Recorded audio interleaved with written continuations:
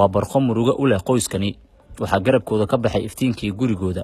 deeq oo 9 sano jir ahayd ayaa u geeriyootay rasaas uu askari ka tirsan ciidanka dawladda ku ganay gaari ay saarnaayeen iyada iyo arday kale.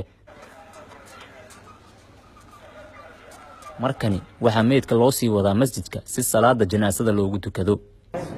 waxaan hadda ku soo nahay masjidka halkani ee salaada janaasada ayaa lagu dukanayaa gabadhii yareed ee shalay ku geeriyootay rasaas uu ganay askari ka tirsan ciidanka dawladda gaari ay saarnaayeen.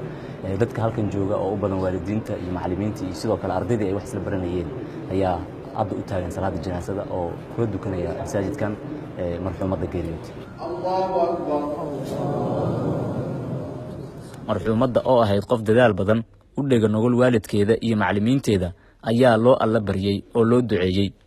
gaarigan hadda aan saarannahay waxaa si joogto ah waxbarashada iskuulka ugu tagi jirtay marxuumad Deeqo Daahir Cali oo shalay ku geeriyootay rasaas gaariga ay saarnaayeen lagu ganay.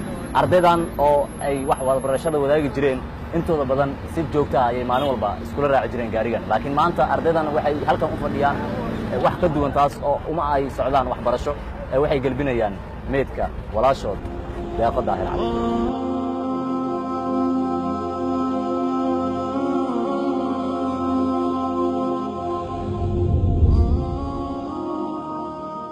qabuurahan oo ku yaala degmada Dayniile ayaa lagu aasay marxuumadda waxaana aaska isugu yimid boqolaal dad ah oo ehel iyo ardaydii ay wax wada baranayeen isugu jira. Safiya Maxamed Xooshey waa hooyada Deeqo waxay dawladda ka dalbatay in cadaaladda la hor keeno askariga dilka geystay. qabriga ay agtaaganahay ilaahay iga sabar siiyo waxa iga dishay shalay 6 saac ciidamada sheego waxa badan waxay ku fureen baabuurka ay ku jirtay madaxa ugu dhufteen. marka aniga wiilkayga sasay ay imaado ilaahay ii keenay alxamdulillah. markaan guriga ka soo ordana ilaahay wuxuu ii keenay booski ay ku dhimataan imid markaas istaarka lay waday. wiilka darawalka ahay ayaa ii dadaalay ilaahay weynaay. kasokow geerida Deeqo gaariga la xabadeeyay ee shalay waxa uu cabsi ku beeray ardayda dugsiga hoyga Xamar iyo maamulkiisa. Cabdiraxmaan Shaacir waa ku xogeenka gudoomiyaha dugsiga hoyga Xamar.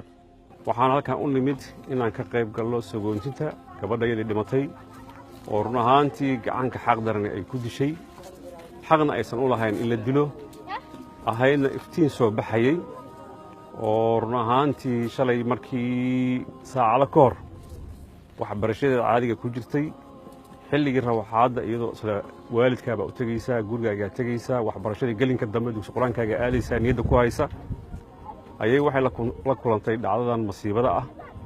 waalidiinta gabadha geeriyootay ayaa dhankooda ku eedeeyay arintani General Sheegow waxaana ay tilmaameen askariga dhibka geystay inuu ilaalo u ahaa Sheegow inkasta oo uusan arintaasi jawaab ka bixinin ilaa iyo hadda.